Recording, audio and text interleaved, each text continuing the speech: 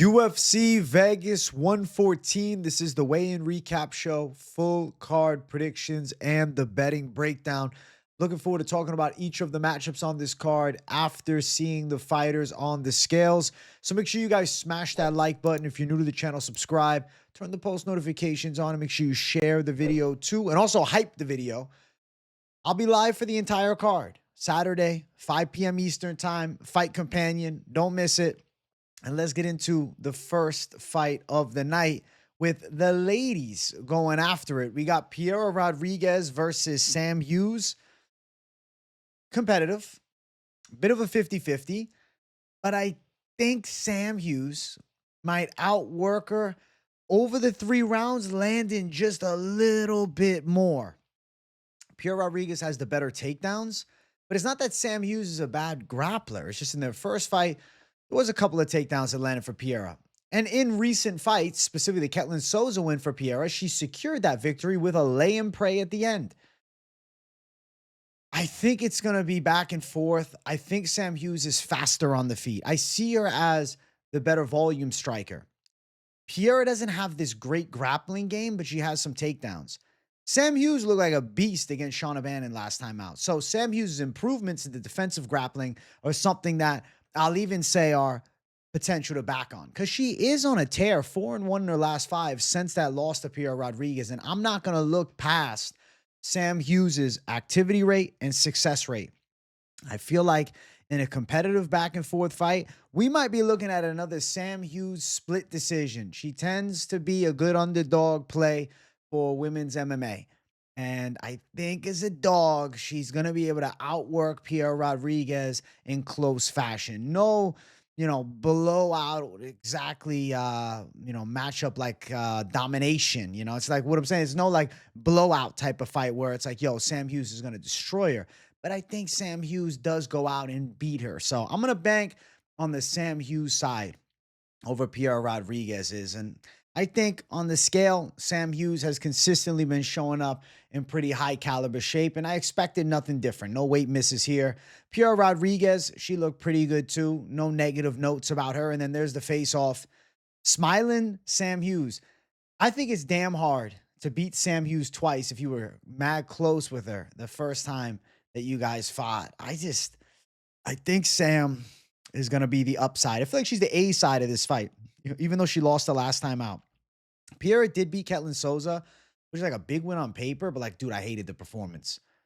It was takedown, it was control, it was laying and praying, and that's it. I think Sam Hughes can avoid some of the takedowns, can get off some volume strikes. I feel like she should outpoint her. 29-28, it's going to be close. It's going to be back and forth. This is no domination on either end. Now, as far as the lines for the fight, Piera Rodriguez at -140. Opening odds had her at 2-1. So line has been bet down on the Sam Hughes side. +120 towards the underdog in Sam Hughes, who I favor in this spot. Now looking towards over 2.5. If there is a freaking finish between these girls, I got to pop the Zin out as I say it. I'd be shocked. I think we see Sam Hughes decision, but you could argue Piera decision. Fight going distance, -450. Let's see here. Hughes by decision sits at +165. Rodriguez decision -115. But we'll look at some interesting props. There's some other elements. Hughes sub +1100. Can you imagine she subs her? It's decision merchant versus decision merchant. Hughes most significant strikes +110. It's going to be close, but I think this could end up hitting. I want to see what the over significant strikes are. Do they not have them? They don't have a specific number. I'm sure they have it somewhere. I don't know what the number is off the top of my head. And I'm not going to dig too far deep into like prize picks or something, but does Sam Hughes land more than 35 significant strikes? I'll say yes. I don't know if that's going to be the number, but I do think she does land more than that. And I think it's going to be a 29-28 decision. Their first fight, it was 29-28, Piera Rodriguez, all 3 judges' scorecards. But interesting note, 2 of the 3 judges gave Sam Hughes the 3rd round. 1 judge gave her the 1st round only. So, different judges out there. The fight goes the Sam Hughes way. So it was a pretty competitive, unanimous decision. I'm thinking another competitive one here. I'll favor the Sam Hughes side to pull it out this time. Luan Lacerda versus Hecher Sosa. Luan Lacerda is getting cooked. Okay. Hecher Sosa is a talented Spanish prospect. And I think after the weigh ins, and you guys will see as well, the confidence feels to have risen a bit. I already was high on the skill set. He's very well rounded. He implemented a grappling heavy attack against Maxon Lee, this giant Brazilian bantamweight that's like 6'2". And he was able to just dominate him in the clinch, take him down, beat him up a little bit, and wear on him and do great work there against a really like up and coming striker. Now he takes on a grappler. Luan Lacerda's Mr. Jiu-Jitsu. His boxing is okay, not his strong suit, a little slower with the hands, but he does have decent kicking skills, and it's not a horrible striking set. But Hecher Souza is going to be a lot better at boxing. Hecher Souza is, I think, the more physically imposing fighter as well, and the more devastating striker all around. And I don't really think Luan Lacerda has much of a chance besides some type of submission. Like if he could get to Hecher Souza's back very early in the fight and threaten with a choke, I think that's his pathway. As this fight wears on, I really think Hecher Souza is going to wear down Lacerda. I think he's going to catch him with some big shots. And I think slowly but surely he's en route to breaking Luan Lacerda here. I favor the side of Hecher Souza winning. I think a later stage finish is pretty live, like second or third round. But there's a chance that we end up going 3 hard and Hecher Souza outworks Lacerda because he has a capable wrestling game, right? As much as the Lacerda jiu-jitsu is his X factor, I think Hecher Souza's wrestling can shut that down and his defensive grappling as well. It's not like Hecher Souza is bankrupt when it comes to grappling skills.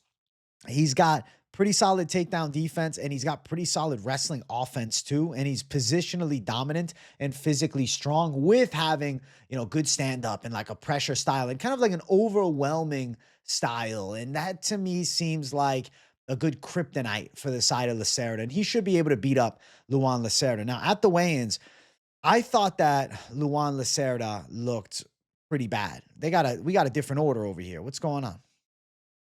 All right, so there's Hecher Souza on the scale. Looks solid, in shape, ready to go. Okay? Luan Lacerda. I know from this angle it doesn't look as bad, but when I watched the video, he looked pretty depleted, and there wasn't much life to him when he weighed in. And it seems like that weight cut got to him. He's got the 1,000-yard stare right now. Then there's the face-off between the two. Sometimes the pictures don't do the same justice as the video. So I'll tell you my summary is I really felt that Hecher Souza was a lot more lively, seemed to be ready for this spot. And I think that he's going to end up outworking the side of Lacerda. And I think he's going to end up beating Lacerda up over time. I think Souza, he could catch him round 1, absolutely. But I think Lacerda could stay in it for the first. Slowly but surely, round 2, he starts getting hit with bigger shots and then folds towards the end of the second round or even into the third. So Hecher Souza to go out and win, that makes the most sense to me. I don't think there is too much of a possibility for Lacerda upset, unless it's an early submission. That would be the way that he wins the fight. Now, Sosa, minus 235. I wish he was minus 135. He's minus 235 on the money line with Lacerda as a 2-1 underdog. I think this is a debuting guy that shines here. He's coming from WOW FC, so he's like an Ilya Topuria prospect, and I think that he's going to live up to it. Looking towards the under 2.5 is minus 128.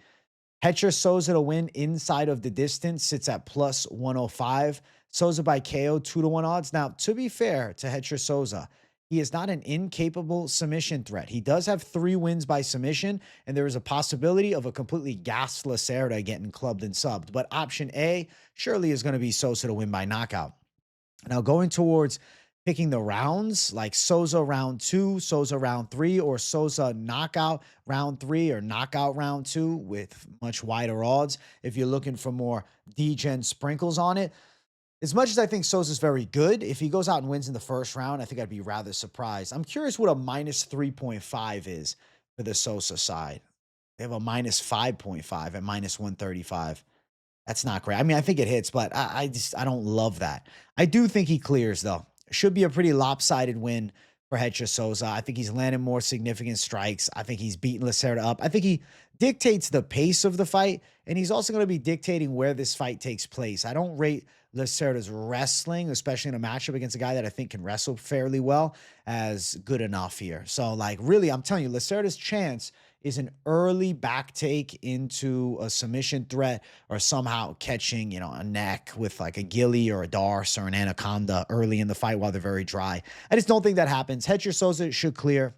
Looks in fantastic shape.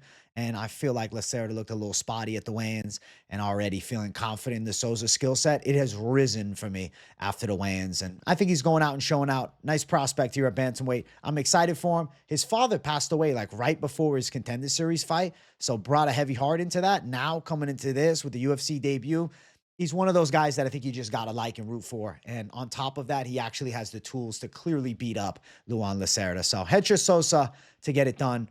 I feel confident about it. Next fight on the card, Bia Mesquita versus Montse Rendon. I think that Bia Mesquita should out-grapple her. She's got, world championship level jiu-jitsu, called the Lady Goat of BJJ for a reason. But Montserrat, to be fair, she has a grappling base too. She does grappling matches. She can wrestle pretty well. It's just, she doesn't do a lot. She doesn't offer much power on the feet. She doesn't finish fights, ever. And I think that Mesquita's size differential is heavily overstated here. When you see them face off, it does not look like a 5'4" woman versus a 5'8" woman. We'll look at it in a second. When I look at the actual matchup, though, Bia Mesquita's grappling is better than Montserrat Rendon. So if you're picking Rendon, because I know some people like the underdog attack here, you're relying on her defending takedowns and clearly outstriking Mesquita. But it's not like Rendon is this explosive striker with devastating impact. When I look at pathways to success, option A is Bia Mesquita from top position. Whether it be a submission or ground and pound, both are viable outcomes. It's on the floor. Mesquita has a real chance to get this fight finished. Whereas Montse Rendon is going to have to stop some takedowns, out-volume her, win a competitive decision. And fraud check Bia Mesquita. That's exactly what it would be. And I just don't feel that's all that likely. I think Mesquita's high-caliber BJJ should be enough to win the fight. We'll check the ladies out on the scale. Montse Rendon, of course, people are loving the picture right here. She brings it. Listen, she's shredded in shape. Look at that grainy stomach, low body fat. But on the opposite side, I mean, Bia Mesquita is in quality shape too. And when you look at them face off, this is not a 4-inch height difference, maybe a 2-inch height difference, maybe an inch and a half. But you can see that Bia Mesquita is arguably like I wouldn't even say arguably, decisively the wider and thicker woman and the more physically imposing woman. And I prefer the stronger, thick build in grappling over the slender build in grappling. I think Montserrat Rendon's grappling defense is sound, but not at this level. I think she's going to get taken down. I think she's going to lose on the floor. I think it could be ground and pound, or it could end up being a submission, or really it could be Bia Mesquita just dominating and winning a decision. But I think Mesquita lives up to the hype. I don't think she's getting fraud checked. I just don't feel like Montse Rendon's the girl to beat her. If Mesquita's going to lose, it's going to be against like a young athlete with some power, somebody that has some footwork. Montse Rendon's one of the slower strikers. She's a decision merchant, man. She beat Elise Pereira, an 18-year-old, by split decision. Bro, she's not beating Mesquita. Mesquita to go out and win, I think, is a pretty obvious outcome. Now, as far as the betting lines for this fight, the money line is disgusting. I'll bring you to it as soon as I can scroll down to it. You're looking at minus 800. So essentially, according to the odds, there is a near zero chance that Montserrat Rendon pulls this one off. It would be a historic level upset for women's MMA. I don't think she's winning. As far as how, I think like Bia Mesquita inside distance does make sense, but you're looking at minus 185, minus 170. This is not really a good prop. So you kind of got to go towards picking how you think she does it. Mesquita by sub plus 100. It seems like option A, KO, which would be ground and pound plus 400. Not out of the realm of possibility. I mean, there is a chance that she gets on top and pounds her. I know she's got, a lot of wins out here by sub, but I think most likely Mesquita with the ground and pound softens Montserrat up and probably finds that submission. I think she does go out and get it done. It's not a fun fight to bet on. It's not a fight that I would feel like, oh yeah, dude, you can find some sneaky value here. Not really. But at, minus 800, Yeah, I think Bia Mesquita should win. Let's see here. I want to see what the totals are. Most significant strikes, most it's nothing good. No, there's nothing good, man. This is one of those fights. Again, you got a minus 5.5 at minus 220. You're not touching that. There's no purpose to that. So my prediction is going to be Bia Mesquita to clear. I think she shows out in this fight. I think she's able to win wherever this fight goes, but specifically in the grappling. Could she get caught on the outside striking? Maybe, but like I wouldn't even be surprised if Bia Mesquita clobbers Montserrat Rendon with big overhands. So I'm going Bia all day. You should make it look relatively easy against Monty Rendon. Next fight in the card, we got Brad Tavares versus Eryk Anders in a true unk battle. Both guys on the cusp of retiring.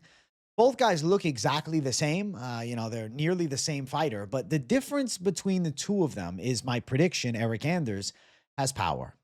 Brad Tavares doesn't. Brad Tavares is not much of a finisher. He has 5 knockout wins across his 21 pro wins.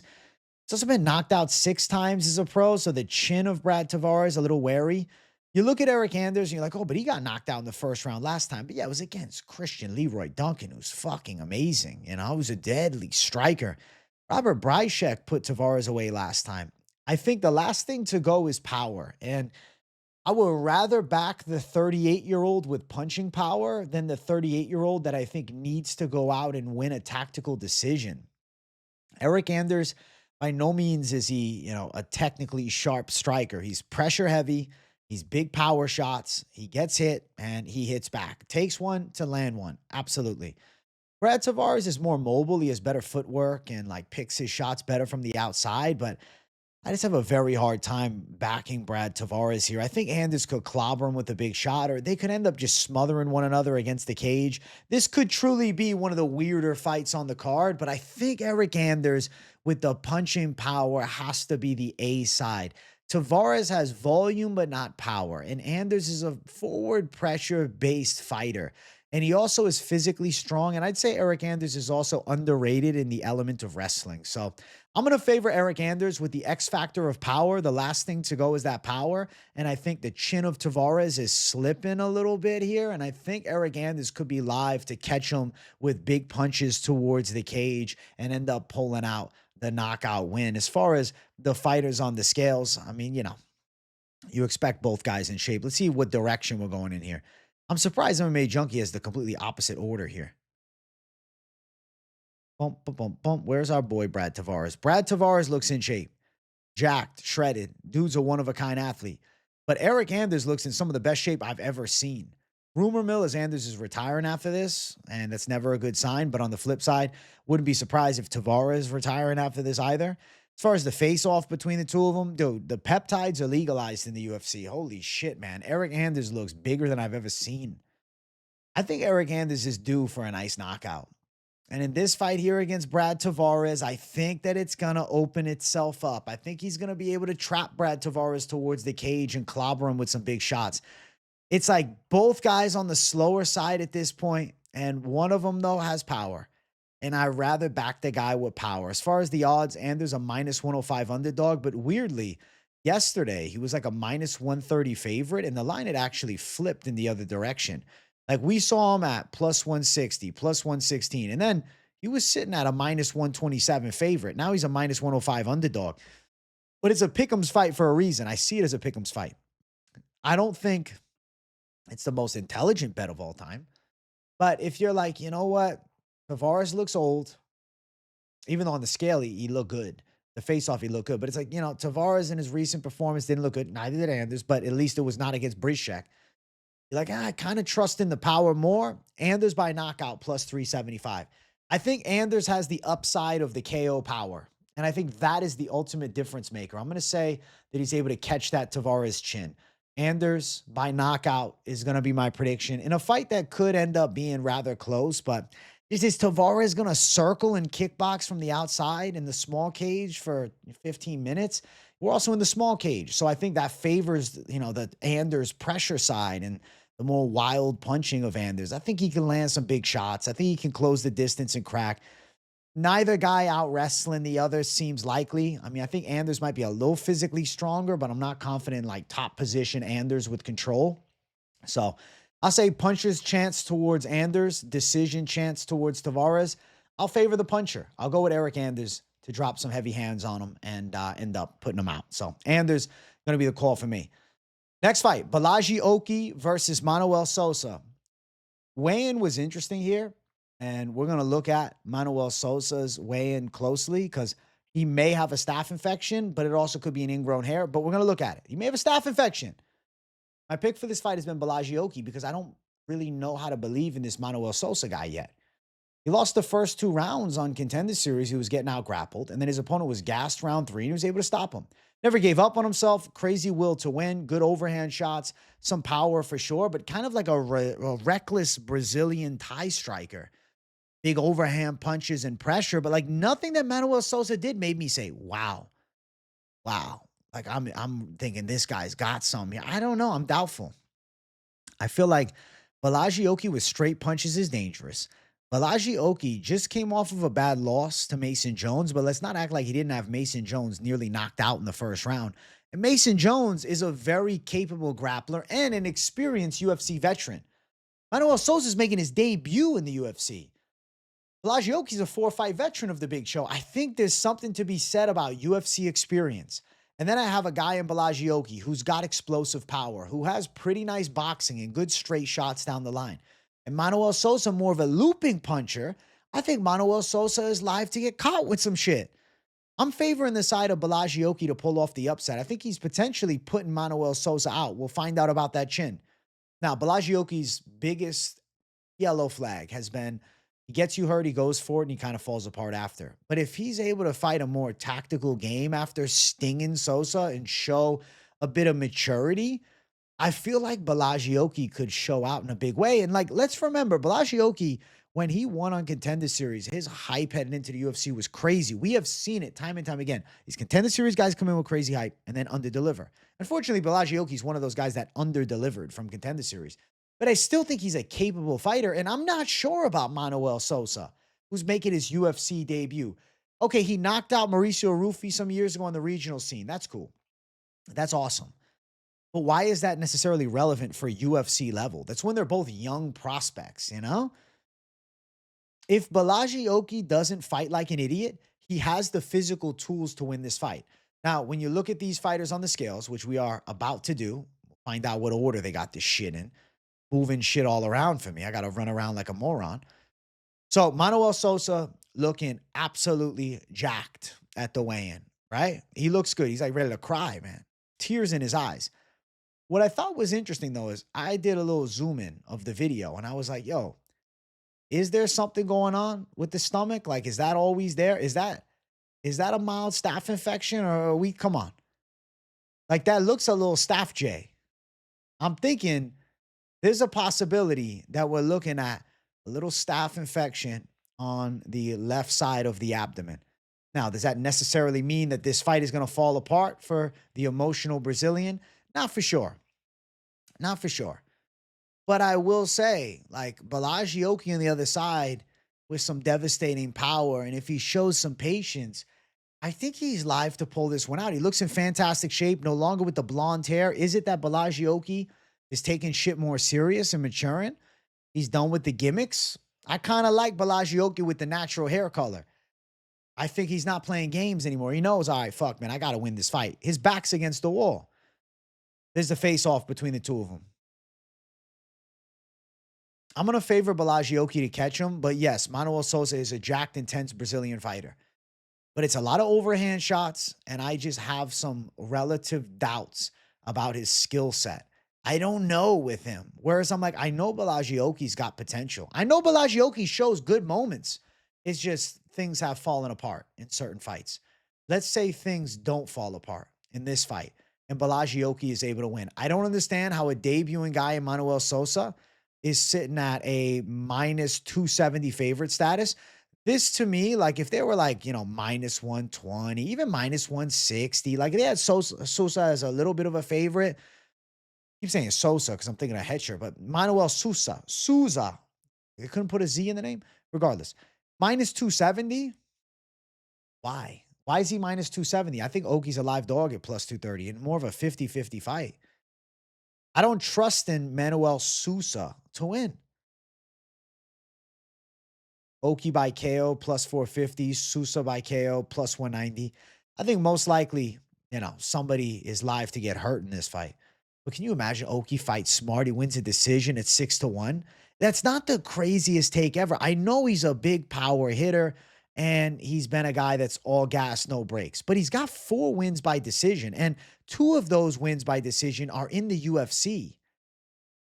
So it's not like Bolaji is incapable of fighting a 15-minute fight and winning in a competitive fashion. So I'm just saying, I think Bolaji is being very underestimated here, and I'm not blown away by this prospect. I don't think Manoel Sosa is like on the cusp of gold or anything like that. That's not how I feel about it, at least. So I'm going Bolaji for the upset. I think knockout or decision, both live methods of victory.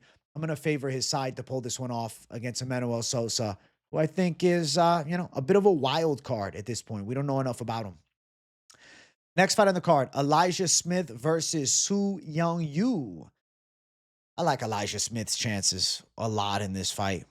Su Young Yu's given up a ton of height and reach, and Elijah Smith has fast hands. He's a capable puncher with some knockout power, but on top of that, he's a wrestler too. He's got good wrestling. Su Young Yu brings like the Korean Habib style is how they try to advertise him. I've never been impressed by it. I've been a Su Young Yu doubter the whole time, bro. Dating back some ages ago. Like every fight, bro, I'm against Su Young Yu, I think. I think I picked him against Long Shao last time, actually. But normally, I'm historically a Su Young Yu doubter. I just don't know. Like, it's never impressive to me. He can wrestle a bit. He can scramble pretty well on the ground. He brings okay pressure. But, like, Elijah Smith actually looks like a solid prospect with punching power, with hand speed, with defensive grappling and offensive wrestling skills too, where I think he could threaten Su Young Yu on the ground. And then you're looking at striking. I think Su Young Yu's getting busted up here. I think Elijah Smith could potentially sit Su Young Yu down with his power. Elijah Smith is the A side, I think, in a big way here. I don't think Su Young Yu is all that. And I think Elijah Smith goes out and shows out. Big hand speed advantage, nice height and reach advantage, and a capable wrestler. I don't think Su Young Yu is going to be able to deal with the athleticism. So I think Elijah Smith goes out and wins. Now, the method of victory, how does he win? Things get interesting with that conversation. We'll pull up the proper face-off since the order is completely out of whack. There is Su Young Yu. Yo, he's looking chill. Su Young from Rush Hour. Looking chill, calm, relaxed, just hanging out, bro. Having a good time. You know what I'm saying? Maybe smoked a little CBD lion. He's chilling, bro. He's straight chilling. On the other side, Elijah Smith looking in shape, ready to rock and roll. And then there's the face-off. Bro, look at the size difference. If you didn't know anything about fighting, neither of these guys were fighters. You say, yo, these dudes are about to fight, you know? You see them facing off. You're saying to yourself, this is not a fight here. This Asian guy is going to get smashed. Su Young Yu is too small. Bro, 5'9". He looks 5'9" to 5'6". He looks 5'4". Come on, man. It's Elijah Smith. Elijah Smith is live to put his lights out. I really think Elijah Smith is a decent talent. At 23, sky's the limit. Sky's the limit. As far as the odds, he's grown a lot. He was like minus 190 earlier in the week, minus 270 for Elijah Smith. And I think after the face-off, it makes sense this line's going to continue to grow.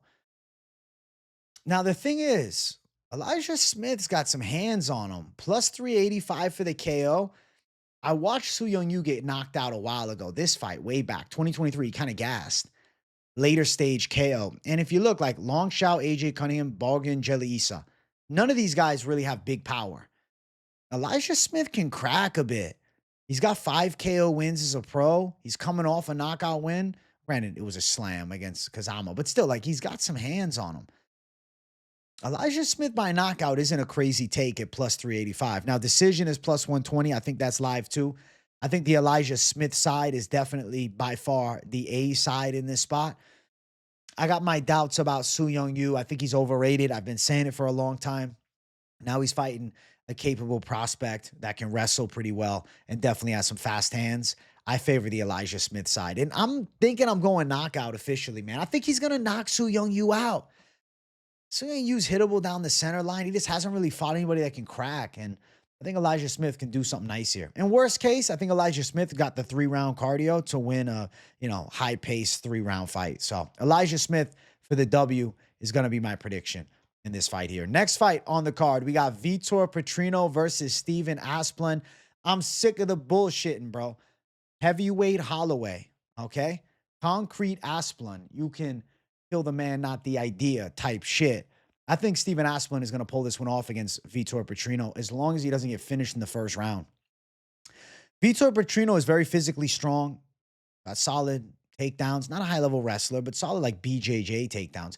Good top control, does decent ground and pound work, but like submission threat for sure. If he gets Asplund on his back early, Asplund might be in some serious trouble here. But if Asplund can survive a first round, Vitor Petrino definitely drops his output come round 2. He is a former UFC light heavyweight who has gained a lot of weight. Now coming in at 248. He's thick boy. He's not cutting weight anymore, and he's put on some muscle size, but also some fat. So that Petrino cardio really is in question. And then I got doubts about the dumb Petrino fight IQ. Asplund's got good volume. Asplund's got good power. Asplund's got fast hands from the outside, flurrying shots. The problem is his ground game. But he trains with Thomas Peter Griffin Peterson. Granted, Petrino put Peterson out his last fight, round 3. But round 2, like, he was getting low output, and Peterson was having some moments. I guess with Vitor Petrino, he's a one-shot guy, whereas, like, Asplund is throwing flurries. I think Asplund's got a fighting chance in this spot, man. I feel like Petrino should look to wrestle, but if he just strikes with this big dude, I feel like heavy hands Asplund might shut the lights off of Petrino, especially a tired Petrino come round 2, doesn't sub this dude up in round 1. The punches start to land. Petrino's fatiguing. The flurrying shots come through. I can see Petrino falling apart. The fight IQ is in question, dude. I'll never forget. Chin up in the air against Dustin Jacoby. Chinned. Leaves the neck out for Anthony Smith. Subbed. And then beats Austin Lane and then Peterson. The Peterson win wasn't bad. That was a nice 3rd-round knockout. I was confident in him in that spot. But he's also fighting like a legitimately sized heavyweight. 265 and a half, 6'5". Steven Asplund's a big heavyweight. Now, is he all muscle? Absolutely not. He's maybe a little more gelatinous goop, but that's okay. Dude was 550 pounds, all right? He's burned that shit off his body, bro. All right? He's burned the whole Vitor Petrino off. There's Asplund weighing in at 265 and a half. I think he was 260 his last fight, so he gained a couple pounds. Let's see. 261 and a half and 261. So he's a few pounds up. It's 260 there, 258. Maybe he's trying to come in a little heavier.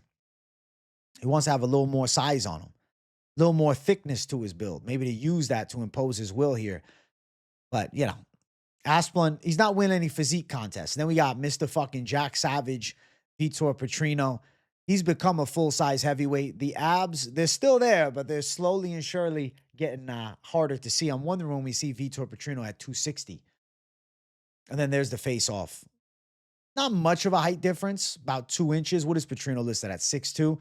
Asplund, 6'5". Asplund probably 6'4". Petrino's looking to probably knock his ass out, though. As much as, like, we're talking about the grappling edge, I feel like he wants to chin Asplund. And then when I think about the striking flow, though, Asplund's got some hands on him, man. And his volume is nice. And if Petrino sits in there, he could lose the fight due to a battle of volume. And he could come in looking to land big shots and end up getting counter-shotted. I think Steven Asplund is live, bro. And, this is funny, right? Look at the posture, bro. Doesn't this look like Paddy Pimblett's posture? And then we got the Gaethje posture on the other side, or the Max Holloway posture. And then we got the freaking Oliveira posture on the other side. We've seen this posture before. I don't know if the posture thing is real, but I know, in chat, we've talked about it a bit. That Steven Asplund posture is winning this battle of the face-off. And I think he truly is confident that he can knock Vitor Petrino out. And I'm going to back the underdog to win this shit by knockout. I'm going to believe in Concrete Asplund to deliver a sensational KO. Now, he's a plus 190 underdog. It's been as wide as like plus 220 throughout the week. Minus 225 on the Petrino side. And then looking towards some other things here. The knockout prop in itself, plus 350, plus 425. It varies site to site. And then you're looking towards how does Asplund do it or what round? Plus 1,400 for the third, plus 1,200 for the second. I think both are live. Could also be the first. Like, it's not the craziest take ever that he finds the perfect shot round one. So it's plus 1,000. You're on Petrino, as much as like you're thinking Petrino sub, which is plus 225. I do think Petrino's going to come out throwing heavy hands at plus 265. Knockout is live. I feel like this fight is also live to end by KO. Like, I think, somebody is getting put out here. I'm saying that Petrino's getting chinned, but it's plus 120 for a knockout. And I don't know, man. As much as Petrino's been showing some grappling, I think he's going to look to land some bombs on Asplund here. And I do think this fight ends inside distance, which is minus 250. I'm going to go concrete Asplund to do it with the hands and get it done in a big way against Vitor Petrino and end up being kind of a heavyweight star on the rise and potentially finds himself fighting like Tai Tuivasa or Derek Lewis, which I think would be crazy. He's stepping in on this short notice. Big chance for him here. Listen, he jumped in short notice too against Garasio, didn't he? And look how he knocked him out in one shot. So we've seen Asplund thrive in pressure-heavy spots before, and I think it's going to happen here. Next fight is our featured prelim, Chris Curtis versus Mitabek Orolbai. I like the side of Mitabek Orolbai, a 38-year-old Chris Curtis dropping down to 170 in his last fight and getting a split decision against Max Griffin. I did not like.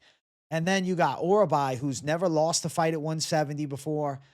Looked like an absolute murderer against Jack Hermanson. Knocked him out in the first round. Violently chinned him. That was disgusting. Showing power. I think that's an underrated aspect of Orolbai's game is he's actually got some hands on him. It's just at 155, he was so depleted. You didn't see the heavy power. And then the Tafik Messiah fight, easy sub. And then you look back, like he beat Euros Medic, dominated him on the ground 2.5 years ago. Euros is a ranked guy now in the top 15. So I think Mitabek Orolbai should be able to outwork Chris Curtis. Chris Curtis got a chin on him, though, for sure. It's hard to put Curtis away. Could I see Orolbai landing against a Curtis cutting down to 170? Absolutely.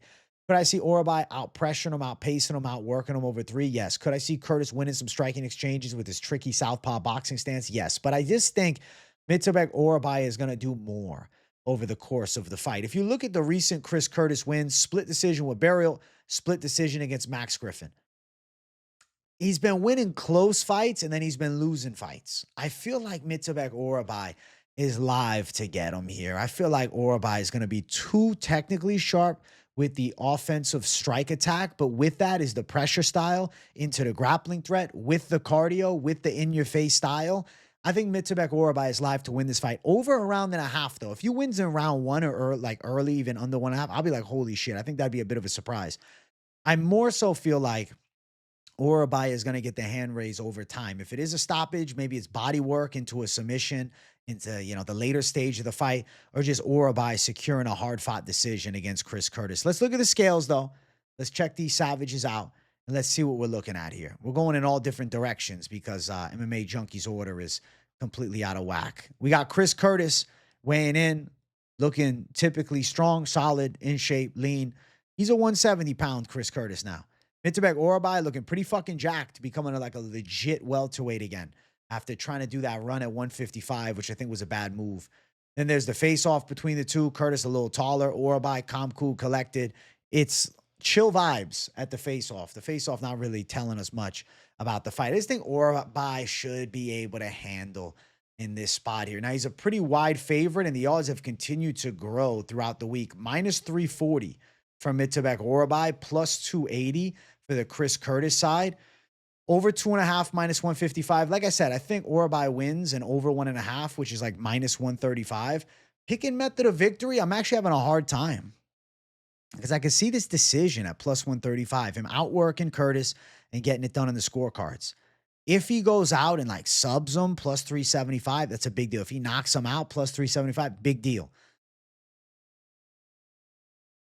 I don't know. I feel like he's winning that fight over a round and a half. I do think he's going to beat Chris Curtis, but like Chris Curtis could have some gutsy moments in the fight. He's going to probably get outstruck. He's going to probably get out-volumed and outpaced. And I also think he's live to get out-wrestled at 170. At 185, I like Curtis a lot more. And at 38 years of age, towards like that twilight run, I think better option is, fighting up and weight against some of these slower guys. Now he's dealing with a speedy Mitabek Orolbai, who is a pretty legit jump up in skill from Max Griffin, who he got a split decision win over. And now you're taking on Mitabek Orolbai, who's 28 years old, showing improvement each and every time we see him, and coming off a first round knockout win against Jack Hermanson. And granted, at 185, Jack Hermanson has that win over Chris Curtis by unanimous decision, but the MMA math doesn't really mean shit, especially with different weight classes. But I think Mitabek Orolbai should clear. I think he goes out and wins. Potentially a later stage stoppage, but like my brain does tell me decision. If Orolbai finishes, I think that's like massively impressive. It's possible, but Chris Curtis can take a good shot, and Chris Curtis has pretty strong submission defense. I'll say Orolbai gets him on the judges' scorecards in this one and pushes it to 3 wins in a row and remains undefeated at 172.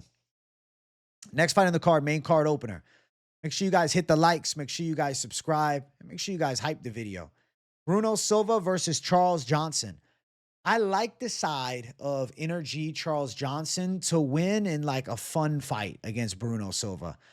Bruno Silva has pretty good close range boxing in the red zone. He can absolutely crack with power. That shovel uppercut against Cody Durden was nasty. But he also was like completely outstruck in a big way by Van and by Kopp. Now, I'm not necessarily saying Charles Johnson has the same level of strike efficiency of either of those men. Granted, he's got the win over Joshua Van.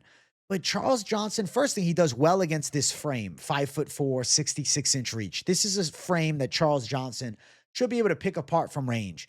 And then Bruno Silva probably getting outstruck by a quicker Charles Johnson from the outside, then looks to implement grappling. Charles Johnson has very strong grappling defense, and he also has very good cardio. And I feel like Charles Johnson is going to be connecting with some clean, straight shots and some kicks from the outside on Bruno Silva. And I do think he's going to win a good amount of the striking exchanges. And I kind of see Bruno Silva getting caught chasing the faster Charles Johnson for a lot of this fight.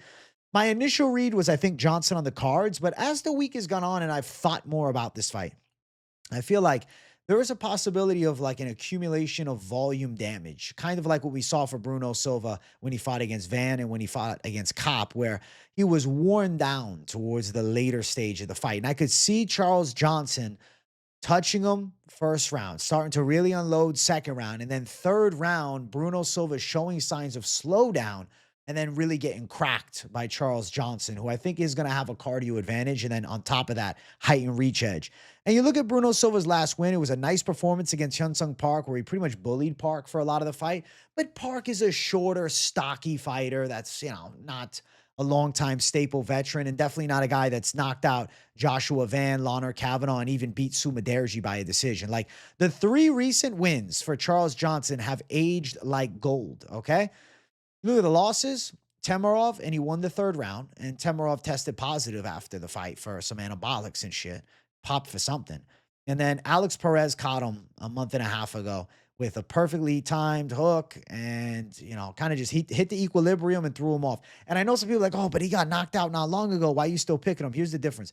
Equilibrium shot versus flat shot on the chin starching him. I feel like the equilibrium shot is not as bad and easier to recover from. So I'm going to say Charles Johnson's back in a big way in this spot. I think he's beating Bruno Silva. I feel like Charles Johnson has got this shit. Now, as far as the fighters on the scales, we'll check them out and get a read. Bruno Silva looking chill, hanging out, having a good time.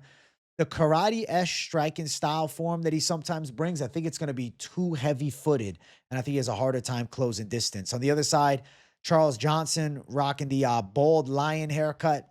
He does it his own way. Listen, respect to him having no hair on the top of his head and rocking it on the back. A little party in the back, Charles Johnson. I think he can win with that little party in the back. And there's the face-off. Good size difference between the two, but you can read Bruno Silva's energy. He is confident that he can catch Charles Johnson in close range with shots, but I think Johnson's just a little too speedy for him. And I'm going to say Johnson is able to pull this one out. Later stage KO or a decision win for the side of Johnson. Now, as far as the betting lines for the fight, Bruno Silva sits at plus 140 as the underdog, whereas Charles Johnson is minus 160 as the favorite. But the lines have actually come down. They were a lot wider earlier on in the week. And then over 2.5 minus 160. Let's see. The props don't really get me too excited here. Johnson by decision plus 140. Johnson by KO plus 300. I'm curious what Johnson round 3 or decision is. Johnson round 3 or decision, minus 110. They're giving you nothing for it. Rounds 1 or 2, plus 450. Most significant strikes, minus 275. Johnson wins an over 1.5, minus 150. Over 66.5 significant strikes, minus 115. Ugh. I don't really like any of it, bro. I really don't. I don't like any of it. I'm going to go Charles Johnson. Later stage knockout, possibility, but it's definitely live to be on the scorecards too, man. I can see Johnson securing a hard-fought win, maybe even having some early struggle, but even like I could see him clearing a 30-27, but it's just Bruno's got a lot of dog in him. So I don't think he backs down from the fight. And if he is coming from behind, like, in a bit of a deficit throughout, I do think he's going to look for big shots and try and get Johnson out and put himself at risk of getting shot down in the later stages of the fight, which I think is live to happen. So the Charles Johnson side, the A side, my prediction, I think he's winning this shit. Next fight on the card, Oumar Sy versus Iwan Cutelaba. I favor the side of Oumar Sy to go out and win. We've seen Cutelaba struggle with this frame. Kenley Nzechukwu, Johnny Walker, and Ryan Spann. 3 guys that finished Iwan Cutelaba that are tall and long, okay? I know Oumar Sy is at times a little tentative, but he does have a pretty capable ground game. And he does have a decently technical kickboxing arsenal from the outside. Now, Cutelaba is relentless pressure. Cutelaba's big overhand shots, looking to make it a dirty fight, looking to mix in wrestling. But he's 19-11. Like, Cutelaba is a flip of a coin type of fighter in the UFC. He's got a lot of grit, got a lot of will to win. But on top of that, like, I think Oumar Sy is going to be technically superior and should be able to use his frame advantage against Iwan Cutelaba. And when I think about the ground skills, like I could actually see Oumar Sy finding top position against Cutelaba, threatening with even back control and a submission, maybe even a front headlock position, and then striking from the outside. I think Oumar Sy could touch Cutelaba with some shots. I feel like Cutelaba's going to get worked in this one. He's coming off the split decision loss against Bukauskas. Before that, he made it look easy against Ivo Aslan. I even picked him as a dog in that fight, but Aslan has no ground game. Then prior to that, man, he fought Ivan Erslan to a split decision and was on his back in round 3. I think Oumar Sy is a lot more capable. And I feel like, I know the Alonzo Menafield loss is ugly as fuck, but it's Alonzo Menafield, though. He still somehow was able to beat Dustin Jacoby. It's like, Menafield's not that bad. I'm going to say Oumar Sy is able to pass this Iwan Cutelaba test. I think he's going to get him. I think there's a chance of a finish, too. I don't know what direction they got these fucking face-offs, man. It's like these things are all over the place, man. We're going all around. Do they have him as the featured fight? Let's see. Let's see where Cutelaba is here. Yeah, they do. So Oumar Sy looking decent on the scale. I will say, I thought he looked a little lackadaisical, but it's fine. Cutelaba looking great, as he always does, though. When is Cutelaba not in crazy shape? Then there's the face-off between the two. No crazy notes about the weigh-in, no crazy notes about the face-off. I just think Cutelaba is going to struggle with the frame of Oumar Sy, and I think Oumar Sy is live to win this fight by a submission, and Cutelaba is live to make a mistake. I don't think Cutelaba is a strong enough wrestler to bulldoze through Oumar Sy, and I don't think he's an effective enough striker to just go out and blitz him with power shots. Now, as far as the odds, it's minus 250 for the side of Oumar Sy on the money line, and then plus 210 for Iwan Cutelaba on the opposite end. Let's see. What's C inside distance? I really don't like props at all here. C inside distance, minus 110. My brain tells me C by sub is live at plus 210. Ends up getting the neck of Cutelaba. But they could go 3 hard, and it could be C winning the battle of position, and some moments he'll sell and get touched by shots. Over 1.5, is that available here? Yeah, it's minus 155. I feel like it's probably over 1.5. Could be a slow-paced fight. I guess it's hard to put your measuring stick out on Oumar Sy right now because came in with crazy hype. He was supposed to be the French John Jones. And then lost to Alonzo Menafield, beat Brenison Ibero. Neither, that win against Brenison, it doesn't tell you a ton. And then the Alonzo Menafield fight was kind of shit. So regardless, I think that Oumar Sy can get past Cutelaba, even if it ends up being a more competitive fight, and he takes it on the scorecards in a relatively close fashion. But nonetheless, Oumar Sy to go out and win is my prediction against Cutelaba. I think his striking from range, he should be able to get some straights off. And if they tie up, I wouldn't be surprised if Oumar Sy's taking Cutelaba down too. And then if Cutelaba's recklessly shooting, I could see Oumar Sy countering it with the front headlock position and then potentially into a choke. So Oumar Sy for the victory. Next fight, Marwan Rahiki versus Harry Hardwick. You have to just blindly trust that Marwan Rahiki knocks him out. You can't really make an argument for Hardwick. He had one of the worst UFC debuts of all time. Granted, he did take it on very short notice, but it was 10 calf kicks and the fight is over and he's getting wheeled out on the stretcher. Kawe Fernandez is sensational, and it was also up in weight. But to be fair, Marwan Rahiki, he's not necessarily similar to Kawe Fernandez, but he's a quality kickboxer with fast striking skills, nasty kicking skills, good spins to the body, dangerous elbows on the inside, and explosive power. Harry Hardwick is slow twitch. It's kind of like Ricky Tercios, man. He's kind of like Ricky Tercios, or he's like Nate Diaz if you took away all his skills. You know, he just doesn't have physical gifts at all. He's tough, wants to win, got decent enough pressure boxing, but like he's kind of heavy footed. He's at a speed disadvantage. Whereas like with Rahiki, it's the opposite. It's like, yo, this guy has explosive power. This guy's really fast. He's a sharp kickboxer with a lot of upside. Harry Hardwick, I don't really feel like is UFC level. I feel like he's kind of a featherweight Chris Moutinho, to put it honestly. And I think Marwan Rahiki has some real upside. Even in his last fight, like, okay, Mulumba dropped him, but Mulumba actually has an ability to deliver with some explosive power and like generate some kinetic energy on his shots. Hardwick doesn't, you know, it's like arm punches, man. He just doesn't hit hard. And he kind of like overwhelms some lower level guys. Okay, it's Cage Warriors though. This is the UFC, and this is one of the best prospects from Australia. Marwan Rahiki should win this fight by knockout. I do think the patented leg kicks that Kawe Fernandez hit on Hardwick are live to be used here for Rahiki. And then I can see Rahiki just cracking with big shots up high, a nice elbow. Hardwick just turtling up and getting pounded on. So the side of Marwan Rahiki definitely feels like the A side of this fight. It's very hard to really see a pathway for Hardwick besides like Rahiki gasses and Hardwick somehow like Anthony Smith's his way to a submission win, which I just don't think happens. We'll check him out on the scale. There is Marwan Rahiki coming in shape, ready to go. Lean, slender, very kickboxing build. On the other side, somehow Hardwick actually looking in shape. Now, he is skinny as a stick, but like he's actually got some visible abs. One of the weirder looking guys in UFC history, man. I got to be honest with you. Holy shit. Strange, but it's all good. You know, I wish him nothing but the best. Give it a go. There's the face-off between the two. I feel like Marwan Rahiki's going to have his number. I think Hardwick's getting put out. I think Hardwick's getting chinned with something. Rahiki's going to be too fast. Hardwick should look to grapple. I won't be surprised if he looks to wrestle here. I just don't think it'll work. I don't think anything he can do really will fucking work, man. Like, what can I really sell you on with Hardwick? He's overwhelmed some low-level fighters, and when he got to the UFC, he got killed by leg kicks. Like, Rahiki could stop him with leg kicks in the first round, too.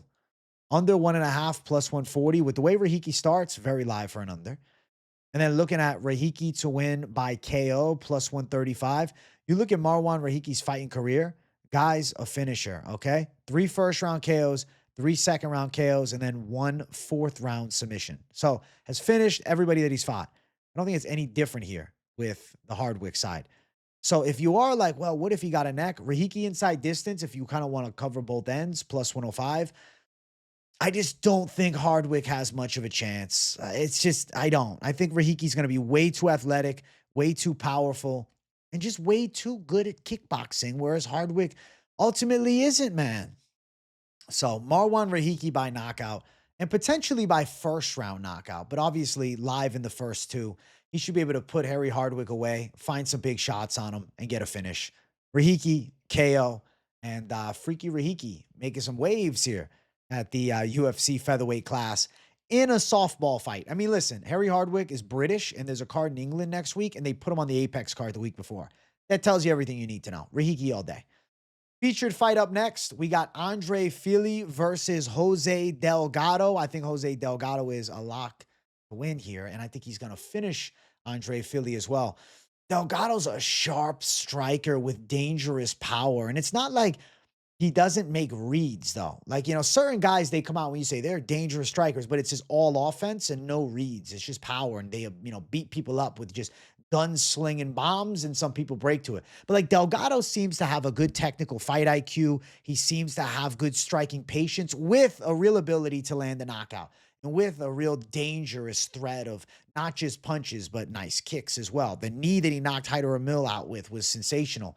Jose Delgado is a dangerous prospect on the rise and had some, big moments against Nathaniel Wood. He was in serious trouble round one, nearly knocks him out. That fight could have been a draw, ends up losing the decision. And I faded Delgado that week with Nathaniel Wood. But I think Delgado's stock rose by how good he looked early. And I'm like, this guy still has crazy potential. Delgado's going to be good. They give him a win-loss. Andre Fili, who's coming off a win and seems due for a loss here in this type of matchup. Split decision against C-Rod last time. Andre Fili's got fast hands. Andre Fili can grapple a bit. He's an underrated grappler. He definitely can wrestle. But he's at such a deficit in power. I don't see him hurting Delgado. I don't think Delgado has to worry about anything Fili throws at him. Whereas on the other side, if Delgado lands, I see Fili live to be on ice skates. I'm going to go Jose Delgado to win by knockout. I think he's going to end up chinning Fili. Now, to be fair to Delgado, he's not just a striker. I know many of us just think of his knockouts, but he's got 4 submission wins. So he's a well-rounded prospect with a precise striking style and taking on a veteran who's been here for a very long time. But I think a veteran that is going to end up getting put out. This just seems like showcase chance, featured fight of the night, UFC Apex. They're doing it in the small cage too, so Fili doesn't really have anywhere to run. Fili's not going to be able to just box from the outside and move. He's going to get trapped, and I don't think, necessarily he has much of a speed advantage anyways, but even if he were to, he would need the bigger cage, I think, to survive with Delgado. I think Delgado is going to find some kill shots, and I think Delgado is going to put Andre Fili away. I think he's simply too sharp, too powerful, and just too much of the upstanding prospect on the rise at 27 versus the 35-year-old who's win-loss, and coming off the win. So Delgado, I'm going to say knockout. I think he's going to end up putting Andre Fili down. There's Delgado on the scales, looking ready to rock and roll, lean, slender, good shape. I think he's a solid striking prospect and with a well-rounded game too, some notable grappling skills. On the opposite side, there's Andre Fili, looking a little like a wild child this week, man. Holy shit. He's got the tooth out and everything, got the shaved head. Like, looks kind of like Shia LaBeouf, man. You see Shia LaBeouf losing his mind, getting in fights and shit, getting arrested. Is this the Fili side, man? He's on a similar energy at the very least. And there's the face-off between the two. Delgado looks calm, cool, collected, and confident. I think Fili's getting put away. Fili's a tough SOB. Fili can fight, and Fili's still a good pick against certain prospects. Like, I picked him with C-Rod, and he won. But this one, Delgado, too much of an upside with the knockout power, the explosive ability, and the size too, right? He's got the same height and the same reach as Fili. Those are a lot of the times advantages for Andre Fili in fights. I'm going to say Delgado ends up chinning him here. As far as the odds, Delgado minus 425. Fili sitting at plus 355 as the underdog, so not close odds by any sense of the imagination. And then you're looking towards under 2.5 is minus 205. Delgado to win inside the distance, minus 170, which is not good. Delgado to win by KO, minus 110, upwards of plus 100. I do think it's probably a knockout. Delgado wins KO round 1. What is that? Plus 235. I do think it's live round 1. KO round 2, plus 100. I think first or second round, I think Fili's getting cracked. I think Delgado's going to be way too quick for him. I see Delgado putting him away. I see Fili just knocked out here. This is just a bad matchup for Andre Fili. So Jose Delgado to get back on business after his first UFC loss in a big way, knocking Andre Fili out here at the Apex. Next fight, co-main event.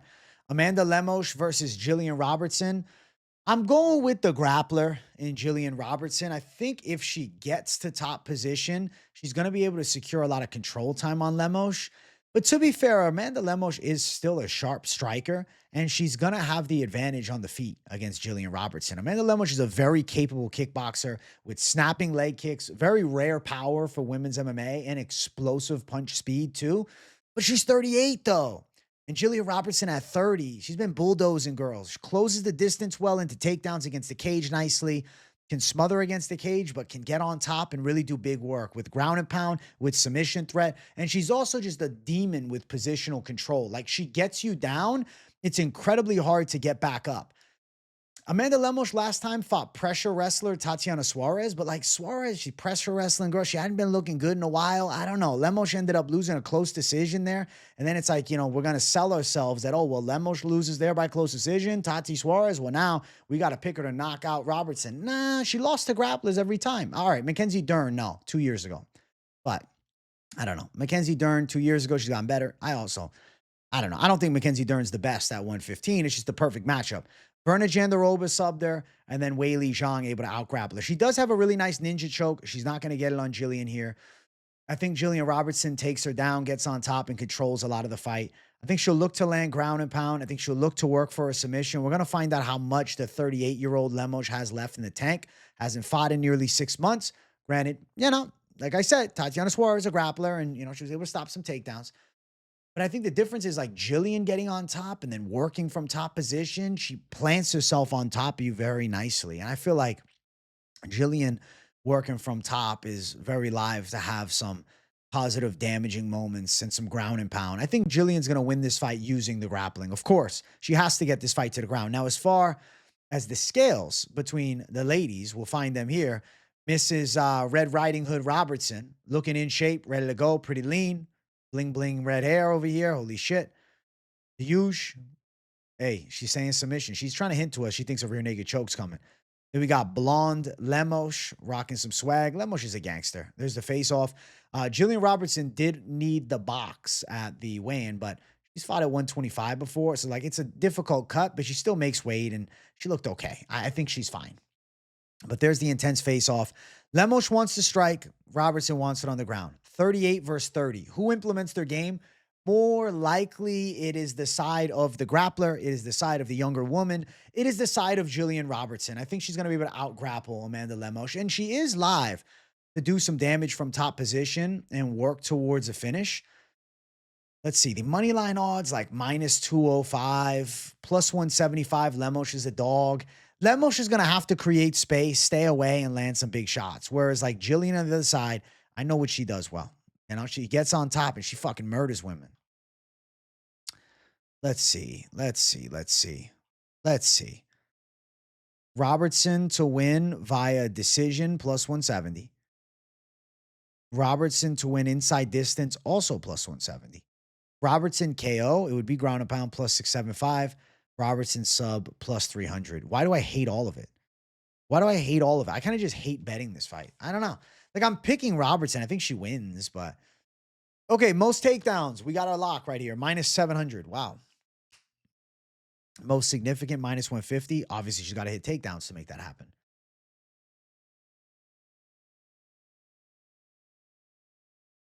Is anything good here?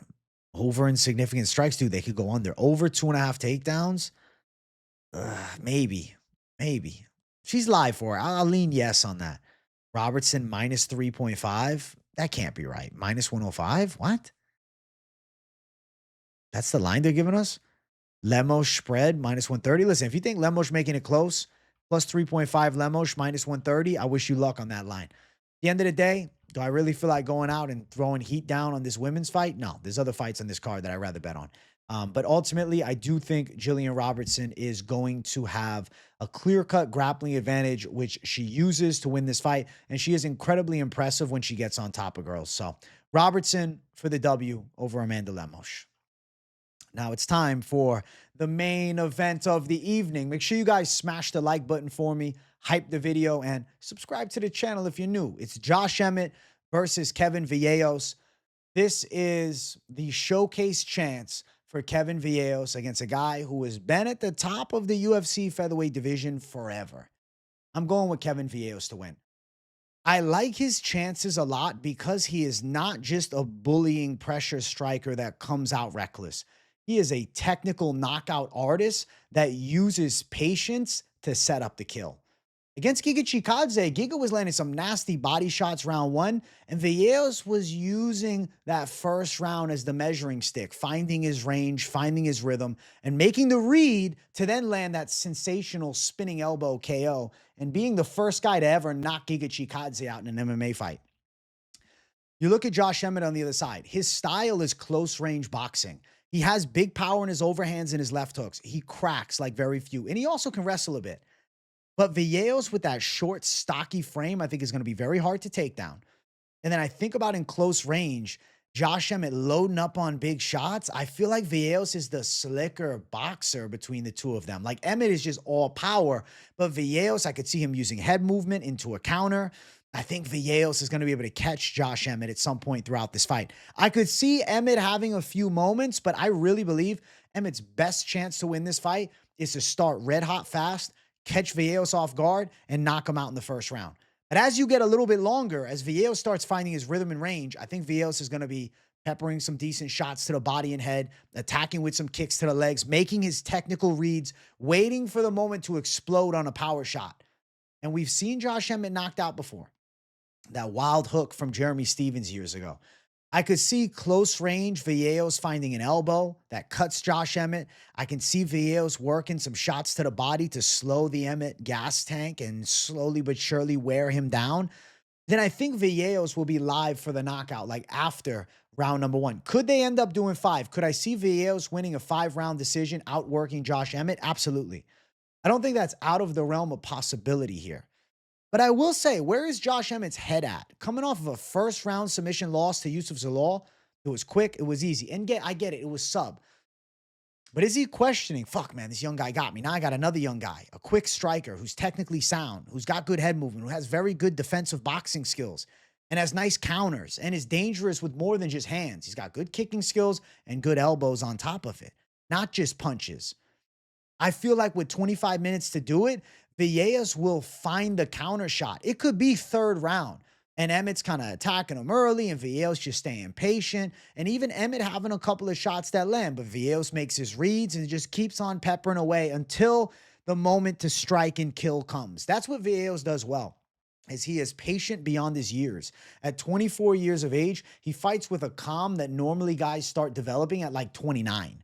So I think Kevin Vallejos does have a lot of upside in this fight. He should be able to beat Josh Emmett, and I feel like he's live for a knockout. I do believe he's going to be the second guy to ever chin Josh Emmett. But if it's in the first round, I think I'll be wowed. I feel like it comes a little bit later, after he's able to make some calculations and find his rhythm and range, and more of a technical feel out early. I think he's then going to be able to catch Josh Emmett a little bit later. Kevin Vallejos to win is my prediction for this main event. I do think he is going to beat Josh Emmett in this spot, and your boy's going to be back on business with the main event picks. This Kevin Vallejos looking in shape, ready to rock and roll on the scale, and Josh Emmett on the other side, back to no beard Emmett. But I don't know, man. That beard could have been a little chin protection. Shaves the beard and gets knocked out. Kind of seems like destiny. Now, he's got the young face. He's using that peptide stack to his advantage, man. Josh Emmett, I feel like I missed the Grizzly Emmett with the savage beard. I think he's lost some aura points here. I think the Josh Emmett without the beard been knocked out before. I think beardless Emmett's getting chinned here. There's the face-off between the two. I think the younger guy in Vallejos takes out the pointy nipples Emmett, and I'm going to go Vallejos to win. KO after round 1. I feel like second, third, fourth, it's around that time. Could he go 5 and technically outstrike Josh Emmett? Yes, but I just think having that much time for a guy that seems to be a counter sniper, he's going to be able to make the proper read and put Josh Emmett away after a mistake is made. So Kevin Vallejos by KO is officially my call.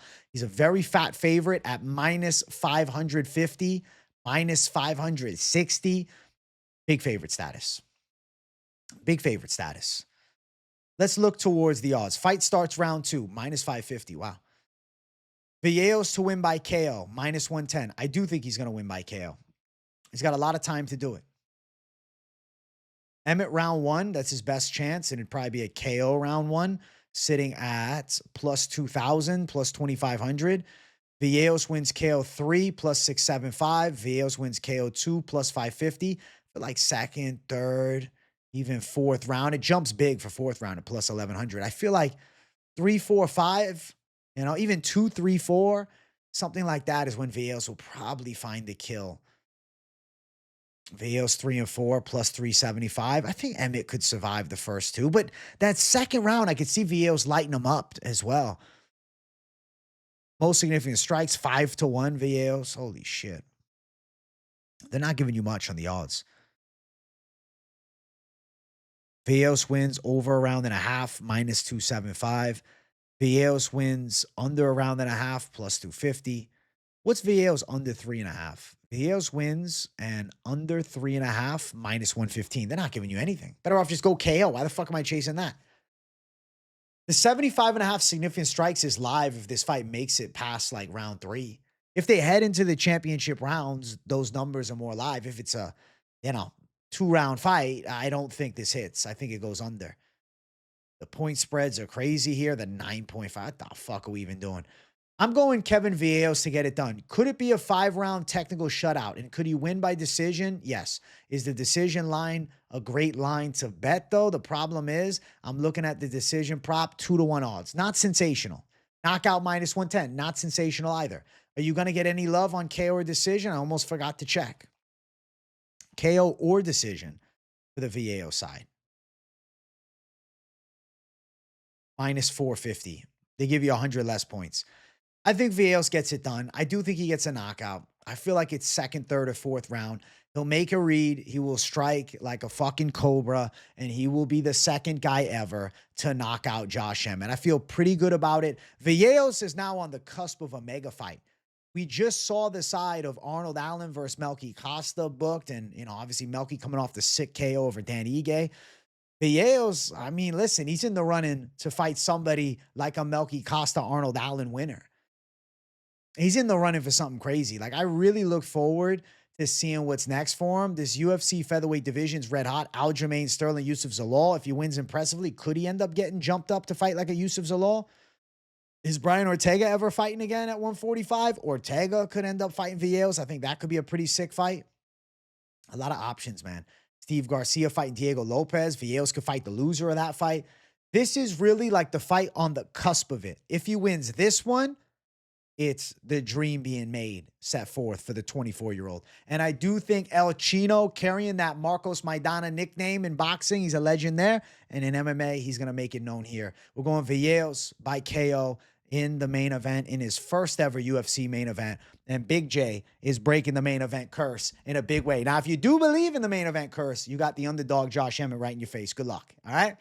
Those are the predictions for the Vegas 114 fight card. We're not done yet. I do want to talk some parlays real quick. So the Lock City minus 113, the odds have spread. It's no longer minus 113. It's like minus 140 range now, which is unfortunate, but it is what it is. It is what it is. You want to go DGen, Asplund, KO, Hughes, plus 1510. There's ways to run it. But I wanted to do a post-weigh-in parlay. After the weigh-ins, I said, okay, what is a read that I'm feeling has some validity to it and may have been overlooked, all right? Hecher Sousa seems ready to fucking kill, if you ask me. At minus 250, Hecher Sousa's got a vibe, dude. Hecher Sousa minus 250, Marwan Rahiki minus 108. Those two together feels like a surefire hitter. Little alternate action. I was confident in both guys. They were just barely out of the most confident pick section. But really, after the weigh-in, seeing it, it's like I feel the most confident pick vibe. Now, you could go Hecher Sousa to win by a KO at plus 225. Have a little faith in him getting a stoppage, which I do think is a live outcome here for his UFC debut against a grappler. You have to say Rahiki by KO also makes a shitload of sense. Plus 690 for those two together. And then if you're looking through the card and you're like, all right, so who else speaks to me? What's another call that I think comes to fruition? You like Asplund, Petrino, but you're like, I don't know. Do I want to bank Asplund at plus 420 or plus 470 for plus 4,402? Or are you like, does the fight go under? Do you go fight inside distance for plus 1,000? This seems pretty live. Are you like, yo, man, Delgado to win? I think he's probably getting a KO, but like, what if he subs him? And you go Delgado to win inside distance, you got plus 1262. Orolbai over the 1.5 at minus 135. You mix them into the slate, you can still get some nice plus money. Now, you could go out and attack some underdog calls. Like you can go Sam Hughes on your lineup and say, fuck it, I believe. Elijah Smith, throw him out. Hecher Sousa, let's go prospect. Let's ride with Rahiki to chin fucking Hardwick, because no way Hardwick survive in the distance, right? Plus 1,000 right there for that 4-leg. Yo, I believe in Asplund. Fuck it, let's go for it. Plus 3,000. Give me the side of Delgado to show out. I don't even want to chase a line. Bam, plus 41. At the end of the day, you guys know where my head's been at all week. But I will say you could do some plays with like Hecher Sousa on your lineup. I feel real good about Hecher Sousa, and I think he wins inside distance. And I think like you could go another one real quick, a little alternate action again. You can believe in Delgado to get the finish. And you can say, you know what? But I'm not going to chase the knockout because what if it's a sub? Minus 138. And you're like, yo, I think Hecher Sousa breaks Lacerda. But it's not like he's an incapable grappler either. Sosa inside distance with Delgado plus 266. These two should hit. And then you say to yourself, okay, do you think Chris Curtis is beating Mintabek Orolbai, but you don't want to pick the method? All right, plus 373. I like Vallejos. Let's fucking run it. Plus 459. That's it. And then if you're like, you know what? I think these ladies are going long, but I'm not throwing anything down in the money line. Plus 581. Then you're like, you know what, man? I think you're onto it. Let me go Asplund. Fuck it. Plus 1942. You know what I'm saying? You can stay away. Or you just say, hey, I think Asplund fight ain't going distance, though. Plus 897. All right? Little D-gen lineup. But at the end of the day, safer shit is always the 2-leg shit. And the best way to do it is high confidence and run it with that. And then the rest, the D-Gen Lotto tickets, and you look to make some magic happen. Do your own research before you blindly tail. As always, recommend see what yours lines up with mine. We meet in the middle, the battle of the minds, or the makings of the minds coming together makes the magic happen. I appreciate you guys for watching. Smash the like, subscribe, hype the damn video. Keep it locked in on the channel. Content every single day. Your boy's covering the game like a savage. W in the comments if you got nothing to say, but definitely drop some of your favorite picks. And did anybody pick flip on anything? Any way in make you say, oh, I like the other side? I'm curious to hear what the chat has to say. So let me know down below. I want to hear from the community. I appreciate you guys. I see you all for the Fight Companion. Talk to you soon. Share the video too. Much love and peace out.